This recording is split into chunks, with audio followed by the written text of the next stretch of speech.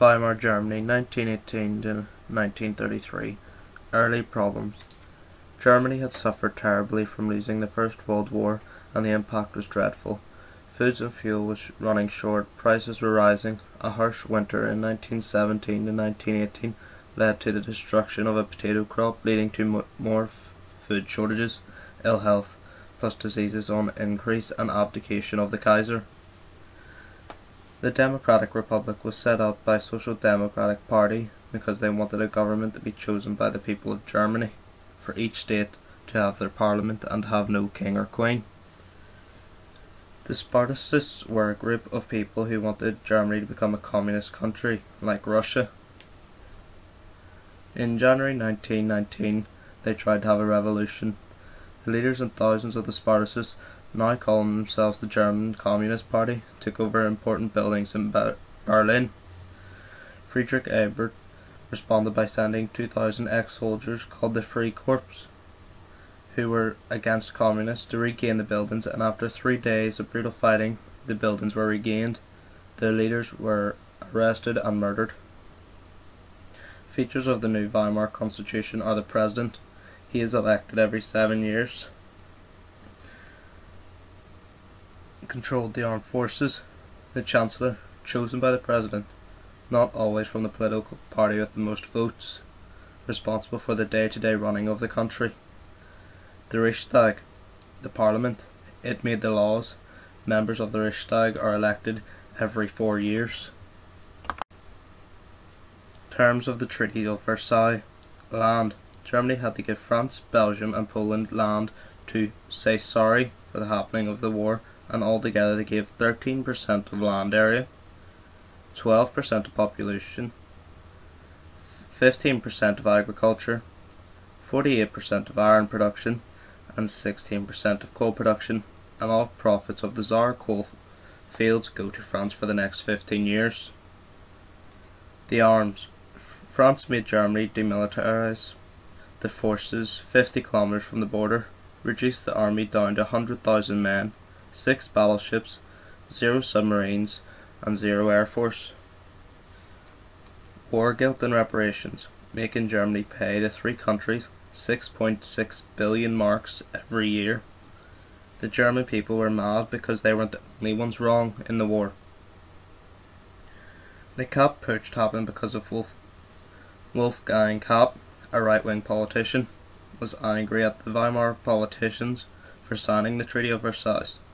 He got the Free Corps to help him have a revolt in Germany and making the German government flee Berlin, and then calling the people of Germany to stand up and have a general strike, which led to Berlin coming to a standstill, leading to the failure of Kapp, and was arrested but died before his trial.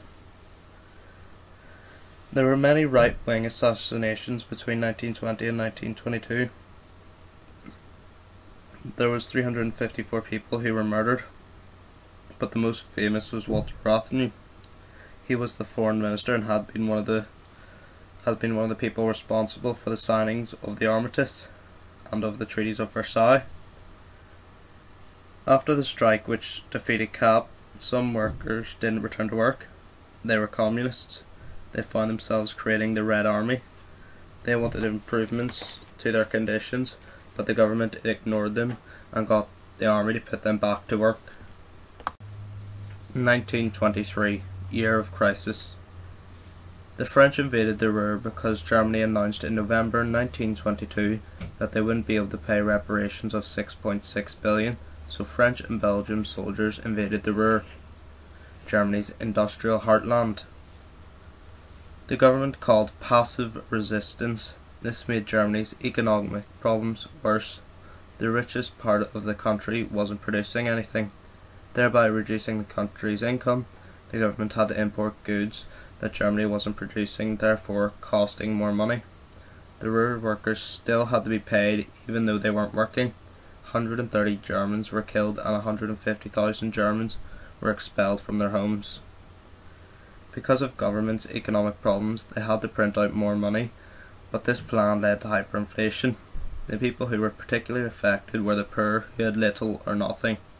Those living on fixed incomes, such as pensioners, farmers, owners of small businesses, and the middle classes whose savings were rendered worthless by hyperinflation. By the happenings of hyperinflation, money has become worthless in 1923. The Stresemann era, the Weimar Republic's golden years. After how bad the economic situation became, President Ebert used Article 48 to form a new government and appointed a new chancellor called Gustav Stresemann. He fixed the economic crisis by ordering an end to passive resistance, making the economy work again, sharply reducing government spending, agreeing to pay reparations to get French and Belgian soldiers out of the Ruhr, establishing a new bank in 1923, the Reichsbank, and introducing the new currency, the rented mark. Stresemann also got the 6.6 billion of reparations reduced. The Nazi Party, early years. Hitler was born in Austria in 1889. He failed his school due to the sudden death of his mother and moved to Vienna to become an artist. He didn't get into any art college, so he had to live as a tramp until the year 1913, when he moved to Germany to join the certain war coming in 1914. Hitler served in the war and won many medals, but was temporarily blinded during a British gas attack when the war finished. Hitler continued to serve in the army to become a spy. Hitler was to spy on political parties that might one day become a threat to Germany. The party he spied on was the German Workers' Party, and after attending a few meetings, he later became a member out of his own will. Hitler changed the name of the German Workers' Party to the Nazi Party. Nazi ideas. 1. Uniting all German-speaking people into a greater Germany. 2. Jews not to be regarded as proper Germans. 3. Destroying the treaties of Versailles. 4. The need for living space. 5. The need for a strong government, as Hitler believed the government to be corrupt. Hitler's way of gaining support. 1. The party was renamed the National Socialist German Workers' Party, also known as Nazi. 2. The swastika became the symbol of the party. 3. The party bought its own newspaper, called the Volkstas Beobachter, which allowed it to spread its ideas. 4. In July 1921, Hitler replaced Drexler as leader, giving him more power. 5. In 1921, the SA was set up as the military wing of the Nazi Party. Many were former members of the Free Corps. 6. Getting financial support from big businesses. The Munich Putsch and aftermath. Hitler did not believe in democracy or in the Republic. He blamed the politicians in the Republican government for the signing of Treaty of Versailles. Hitler stormed into the meeting of the leaders of the Bavarian government and forced the leaders to announce their support to Hitler's planned uprising. Hitler announced his support from a famous World War I leader, General Ludendorff. After Hitler left the meeting, the members of the meeting called the army in to prevent the planned uprising. The next day, as the uprising began, the police fired on the Nazis, killing 16, and Hitler and Ludendorff were arrested due to high treason. The failure. The push failed, and Hitler didn't destroy the Republic. 16 Nazis were killed, and Hitler was sentenced to 5 years in prison. The success. Hitler used his trial as a chance to publicize his ideas, and he was not given the death sentence, and he only served 9 months in prison. He had good conditions in prison. Hitler wrote a book in prison which highlighted his ideas. He changed his plans from getting to power with force and illegal methods. He now decided to use political methods and legal ones as well. Hitler also set up a youth group to put his ideas into future Nazi Germany in the minds of young, and set up a Führer principle, which was absolute obedience to Hitler. Collapse of the Republic, Hitler becoming Chancellor 1929 to 1933. Hitler was appointed Chancellor of Germany in 1933. As a result, the period of the Weimar Republic came to an end. Some of the reasons are to do with what was happening in Germany before 1929. These were called long-term reasons. They were problems with the Weimar Republic 1919 to 1928, or the Nazi Party reorganization 1923 to 1928. There were other reasons what happened in Germany from 1929 to 1933. These were called short-term reasons. They were the economic and political effects of the Great Depression, or the policies and actions of Hitler and the Nazi Party. Long-term reasons. Problems with the Weimar Republic 1919 to 1928. The Republic lacked support from the army, the judges and the civil servants. The Republic was blamed for the treaties of Versailles and for other economic problems such as hyperinflation in 1923. The electoral system of PR meant that there was a tendency to have coalition governments which were short-lived and caused political instability. Streseman's reforms brought some recovery between 1923 and 1928, but were based on foreign loans. Nazi Party reorganization 1924 to 1928.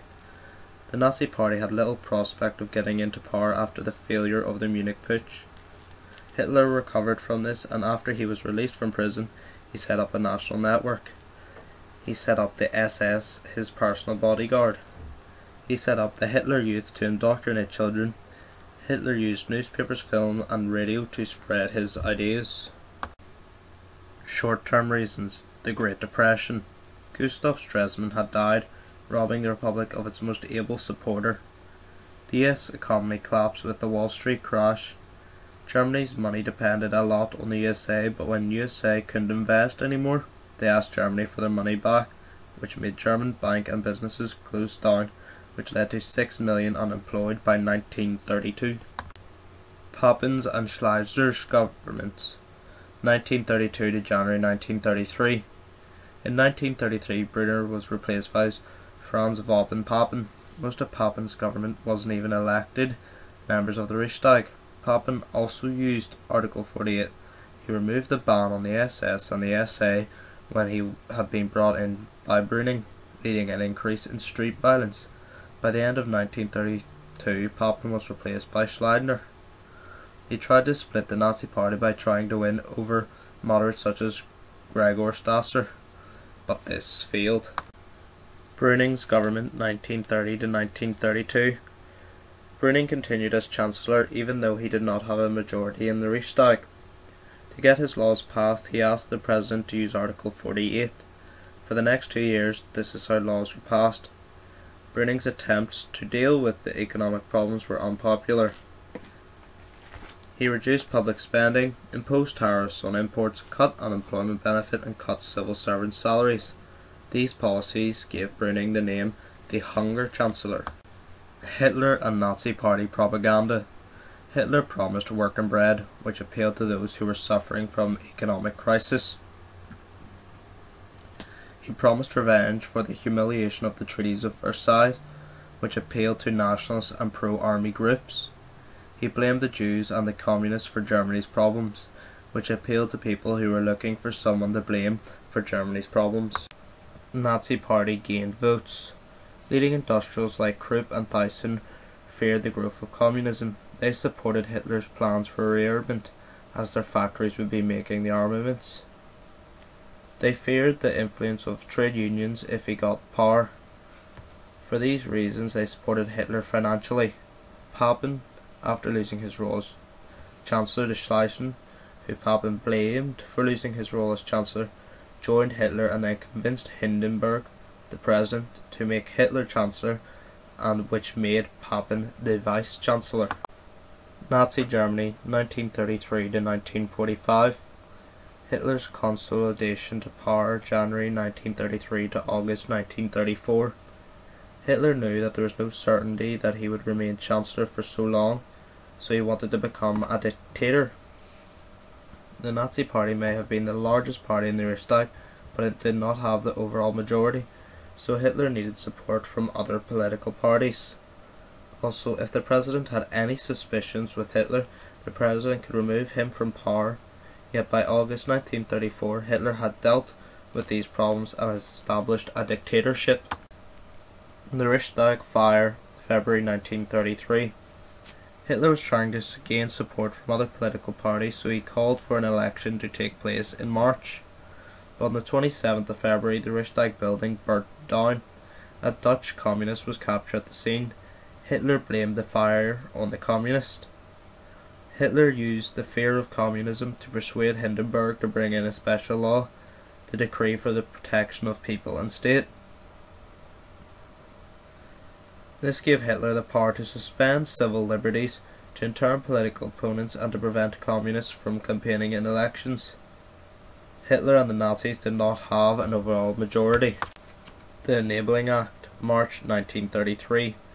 Hitler wanted to change the constitution so that he could make laws without the approval of the Reichstag. To do this he needed a 2/3 majority in the Reichstag. Hitler already had support from the Nationalist Party. He now won the support of the Catholic Centre Party. He also arrested members of the Communist Party so that they could not attend the Reichstag. While members of the Reichstag voted on passing the Enabling Act, the SA marched outside the Parliament as a way of intimidating the politicians inside. The only party to vote against was the Social Democrats. The Enabling Act was passed, and as a result, democracy in Germany was now dead. Dealing with political opponents. Hitler moved against all those parties and organisations that could oppose him.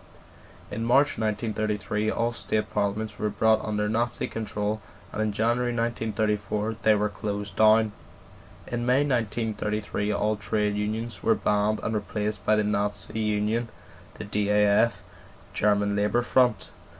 In July 1933, the law against the formation of the new parties banned all other political parties.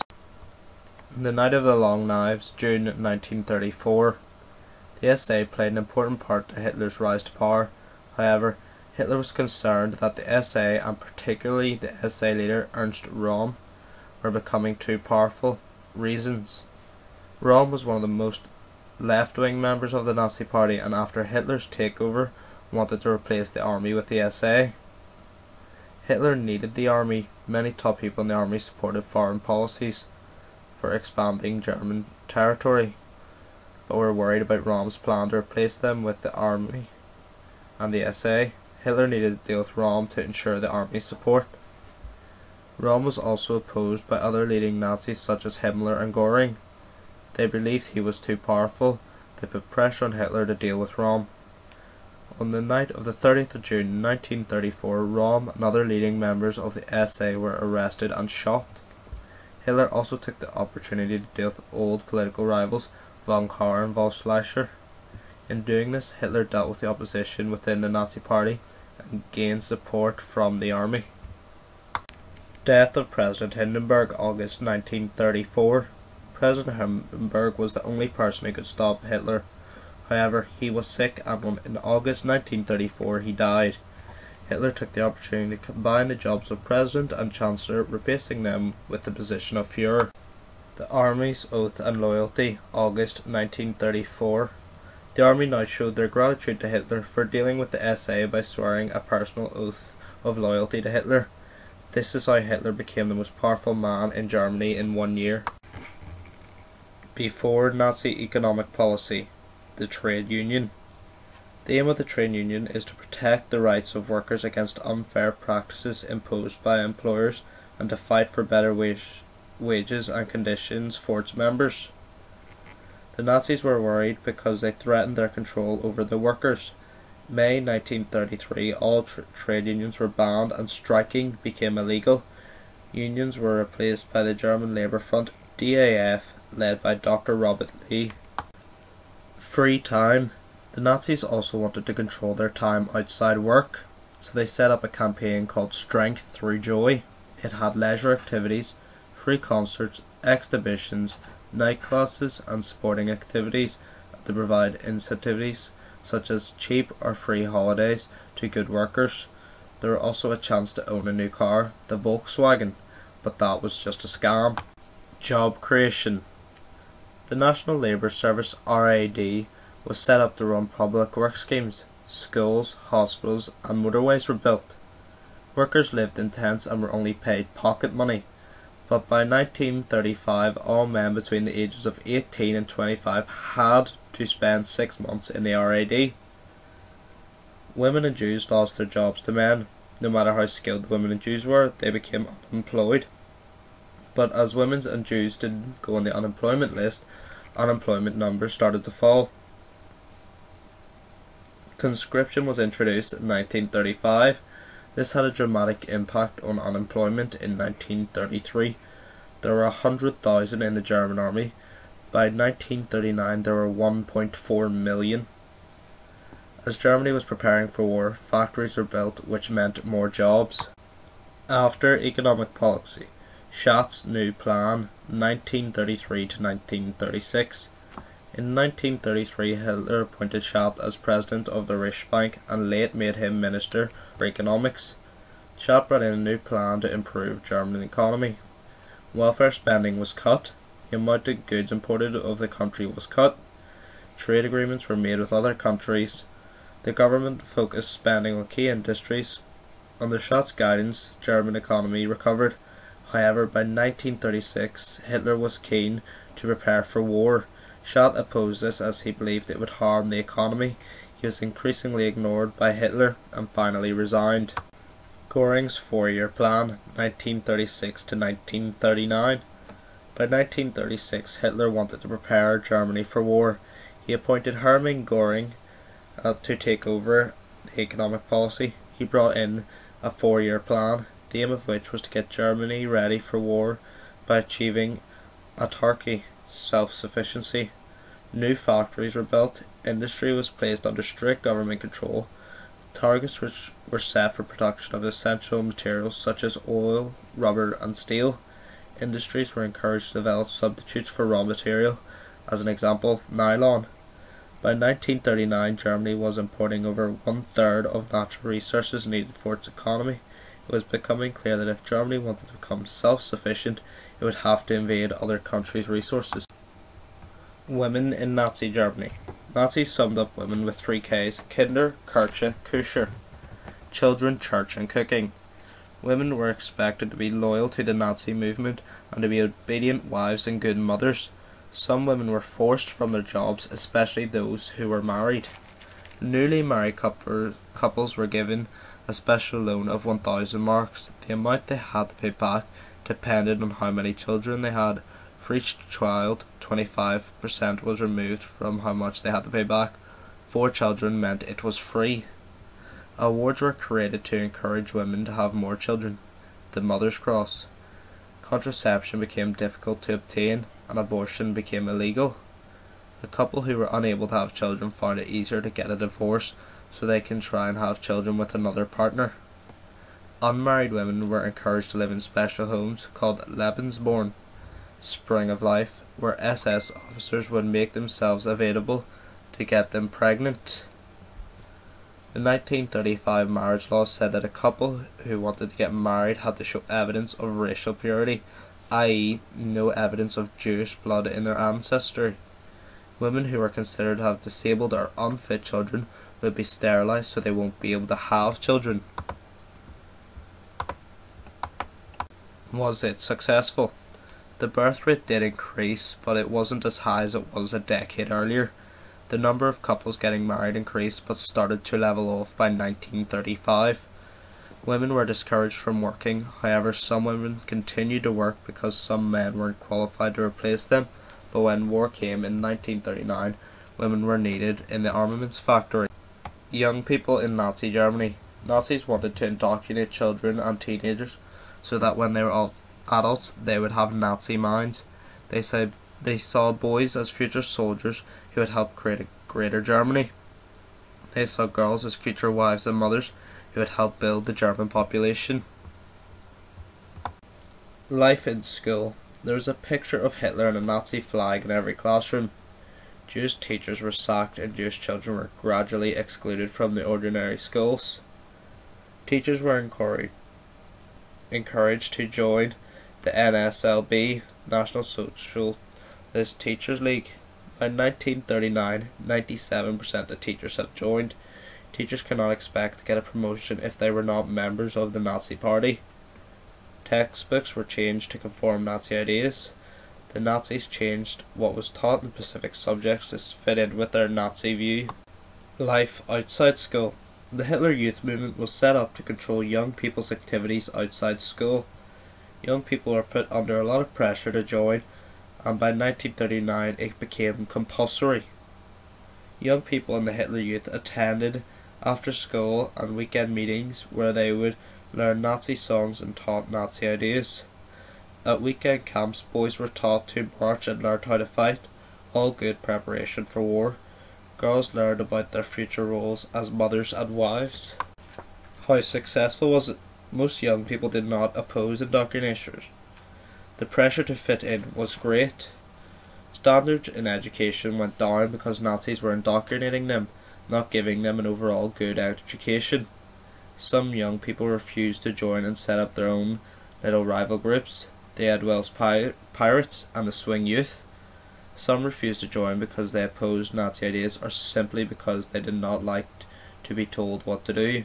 Some showed their opposition by listening to jazz, growing their hair long, smoking and drinking.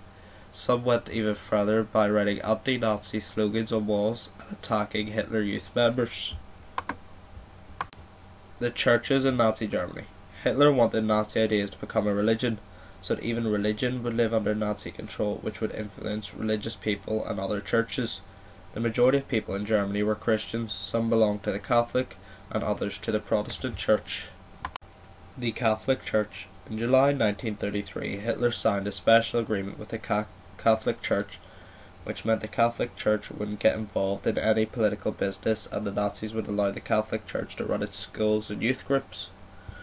By the late 30s, the Catholic Church had become so concerned by some of the Nazi policies that they decided to speak out against the Nazis. In 1937, Pope Pius XI condemned the Nazi regime, and the German Bishop Gale openly criticized the Nazi policy. The Protestant Church. German Protestants were known as Lutherans. Some Lutherans supported Nazis. They were led by Ludwig Müller. Some Lutherans opposed Nazis. They set up their own church called the Confessional Church. One of their leaders, Pastor Niemöller, he was arrested by the Nazis in 1937 and sent to a concentration camp. The Nazi Church. The Nazis also set up their own church, the German Faith Movement. It was not Christian. It was based on pagan beliefs, such as worship of the sun. It did not have many members, as most Germans stayed Catholic or Protestant. After all this, no churches dared to stand up or speak against the Nazi control in Nazi Germany. The Nazis used a combination of force, through the police state, and persuasion, through propaganda and censorship, to control the German people. The police state. The Decree for Protection of People and State in 1933. This allowed opponents to be arrested and put into protective custody in newly built concentration camps. Concentration camps were run by a branch of the SS, the Death Head Unit. Inmates of the camps included political opponents, criminals, gypsies, tramps, work-shy, antisocial, homosexual and Jews. The camps were hard and limited food and water and heavy work. The death rate due to these conditions were high. The SS. After the Night of the Long Knives, the SA were replaced by the SS. One branch of the SS was the Gestapo. They were the secret state police responsible for arresting political opponents. They tapped telephones, opened mail, and encouraged people to spy on their friends and neighbours. The judges and court systems. In 1934, special people's courts were set up to judge those accused of crimes against the state. By the 1939, it was believed that nearly 250,000 Germans were found guilty of political crimes. Propaganda and censorship. The job of persuading the German people to support the Nazis was given to Joseph Goebbels, the head of the Ministry of Popular Enlightenment and Propaganda. Goebbels set up the Reichstag Chamber and the Cultural to control different aspects of culture, such as radio, newspaper and films. Most newspapers were bought by Nazis. By 1939, Nazis owned 39% of newspapers. The editor's law meant that newspaper editors were held responsible for the newspaper's content, and if anything that was anti-Nazi, the editor could be arrested and the newspaper shut down. If a journalist wanted to work, they'd have to be on a government-approved list. Newspaper editors had to do daily briefings on what stories they expected to print. The Nazis took control over all radio stations. Nazis produced cheap radios so most families could afford one. By 1939, 70% of German homes had a Nazi radio. Nazi programs were regularly broadcasted on radios, and loudspeakers were set up in public places and factories so that important speeches could be heard by a wide audience. Censorship. Cinema, theatre, music and literature were also censored, i.e. they had to support Nazi thinking. In 1933, 20,000 books that Nazis disapproved of were publicly burnt in Berlin. The writings of 2,500 authors were banned. In 1934, a law was brought in to outlaw anti-Nazi gossip and jokes. Jazz music was condemned as degenerate, having originated with black musicians in America. Propaganda films were made, such as The Eternal Jew, which showed Jews in a bad act. Jews in Nazi Germany. 1. Hitler and the Nazis saw Jews as an inferior race that was polluting the German Aryan race. 2. Hitler and the Nazis believed Jews were to blame for many economic and political problems Germany had faced since the end of World War I. Hitler and the Nazis claimed Jewish big businesses was exploiting German workers and that rich Jews were part of an international Jewish conspiracy to control the world economy. Stage 1, 1933 to 1935. Nazis tried to organise a boycott of Jewish shops. There was little support from ordinary Germans. Jews were banned from government jobs. Jews were banned from owning land. Stage 2, 1935 to 38. The Nuremberg Laws. Jews lost their right to be called German citizens or have a sexual relationship with a non-Jew. Jews were banned from joining the army. During the Berlin Olympic Games in 1936, persecution of the Jews was eased as the Nazis did not want to look bad to foreign countries. Jews were banned from certain professions, teaching, accounting and dentistry. Jews had to carry identity cards and had their passports stamped with a J. Jews were forced to take new names, Israel for men and Sarah for women. Stage 3, 1938. November 1938, the Night of Broken Glass, also known as Kristallnacht. The murder of a German diplomat in Paris by a Jew sparked off an outbreak of anti-Jewish violence. More than 400 synagogues and 7,500 shops were destroyed. Nearly 100 Jews were killed and many others were sent to concentration camps. Jewish businesses were shut down. Jewish children could no longer attend German schools. Jews were encouraged to leave Germany, though many couldn't. Jews were forbidden from holding government jobs.